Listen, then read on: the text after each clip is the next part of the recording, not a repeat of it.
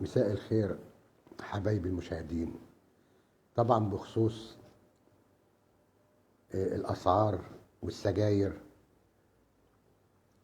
والغلاء وعدم وجودها، والناس بتجري وراها زي ما يكون بيدوروا على أكلة لحمة أو عزومة. فبالمناسبة هنقول حاجة عن التدخين،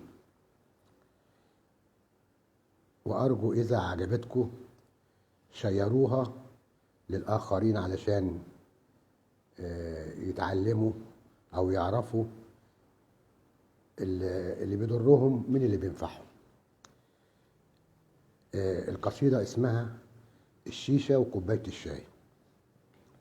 لا خد بالك يا اسطى نجاتي، مش شيشة وكوباية الشاي، قاعد جنبك عم زناتي والكحة كده مش سايباه، ياخد شفطة يكح له كحة وروحه بتطلع يا ويلاه.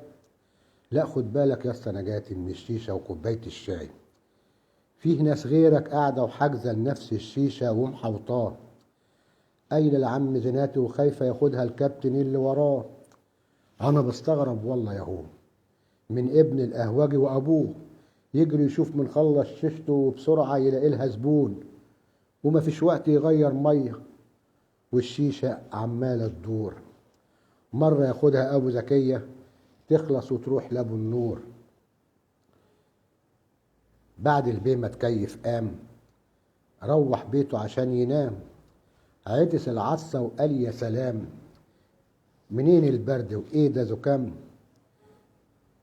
وغير ما هو لسه هيسمع فرقة مغنى في قلبه ودق صاجات تسمع ليها الرقة وترقص على نغماتها في ليل وقهات.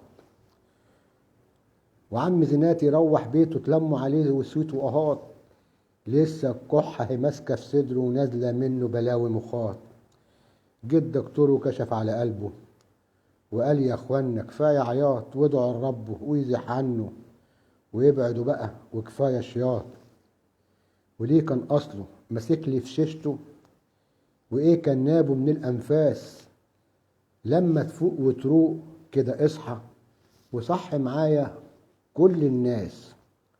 وابو زكية يروح له نجاتي وياخدها ويطلع لابو النور، ويحكي قصة عم زناتي ويطبع منها كم منشور. لا خد بالك يا اسطى نجاتي، مش شيشة وكوباية الشاي. وشكرا. وضيف على الشيشة وكوباية الشاي السجاير، مع ان الصحة كاتبة عليها التدخين مضر للصحة. يا ريت نقدر ونتعافى منها ونصر على عدم الاقتراب من اي سجارة حتى لو كنت متشبث بيها. اذا عجبكم الكلام يا ريت تدوسوا لايك وتشيروها للناس، واشكركم، والى اللقاء في لقاء اخر ان شاء الله. سلام.